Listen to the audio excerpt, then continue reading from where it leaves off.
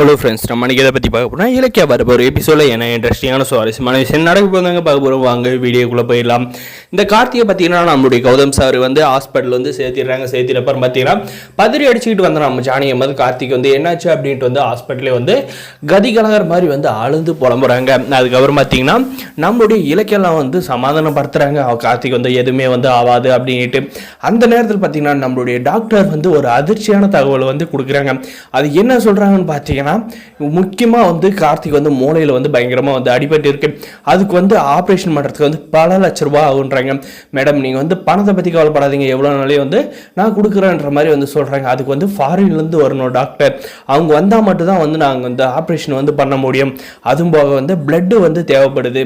அவருடைய blood group யாராவது இருந்தீங்களான்னா blood வந்து கண்டிப்பாக வந்து தேவைப்படுது, இல்லை டோனர் யாராவது வந்து பிடிங்க அப்படின்ற மாதிரி வந்து சொல்கிறாங்க.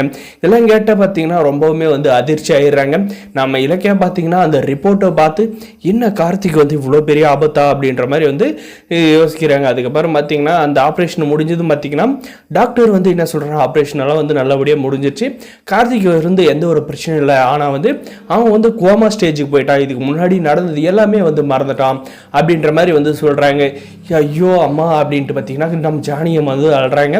இனிமேல் வந்து நீங்கள் அவருடைய இப்போ ஒரு 5 வருஷம் ஒரு 2 வருஷம் வாழ்க்கை வந்து மறந்துட்டாரு அப்படின்றாங்க. அதாவது இந்த ஆஞ்சலே கல்யாணம் பண்ணத்துலேருந்து வந்து எல்லாமே வந்து மறந்துட்டாங்க அப்படின்ற மாதிரி வந்து சொன்னமே பார்த்தீங்கன்னா ஒரு சந்தோஷமான விஷயம் இருந்தாலும் எல்லாருக்கும் வந்து ஒரு துக்கமான விஷயம் வந்து இருக்குங்க.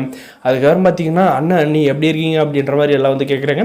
ஆனால் அவருடைய கல்யாணம் ஆனது எதுவுமே வந்து அவருக்கு ஞாபகம் இருக்கிறது இல்லைங்க. இது ஒரு வகையில் வந்து சந்தோஷம் தாங்க. இந்த பிடாரியை வந்து ஒரு வழியாக வந்து நம்ம கார்த்தி சார் வந்து மறந்துட்டு இதுக்கு மேலேயே வந்து மறந்து போனதோடு இருந்துட்டு போயிட்டு அவர் வந்து ஆஃபீஸ்க்கு போயிட்டு அவருடைய வாழ்க்கையை வந்து சகஜமாக வந்து வாழ்ந்துட்டு அவன் ஒரு வாழ்க்கையை வந்து அமைச்சிக்கிட்டா நல்லா இருக்கும்னு நினைக்கிறேன். இந்த வீடியோக்கு ஒரு லைக் பண்ணுங்கள். இந்த அஞ்சலி என்ன தான் வந்து நம்மளுடைய கௌதம் சார் முன்னாடி வந்து கார்த்தி சார் வந்து முன்னாடி வந்து நின்றாலுமே வந்து நம்மளுடைய கார்த்தி சாருக்கு வந்து சொந்தமாக வந்து ஞாபகம் வரப்போது இது வேற யாரோ தான் அப்படின்ற மாதிரி வந்து நினைக்க போகிறாருங்க.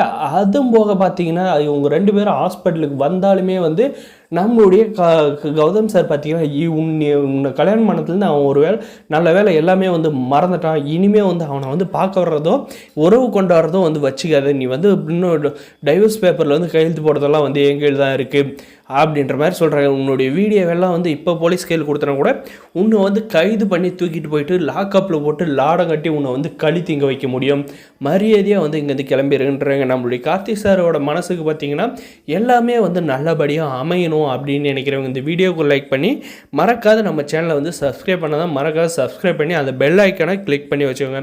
அப்போ தான் நம்மளுடைய போடுற வீடியோ எல்லாம் வந்து நோட்டிஃபிகேஷனாக வந்து காட்டும் நீங்கள் பார்க்குறதுக்கு. தேங்க்ஸ் ஃபார் வாட்சிங் கைஸ்.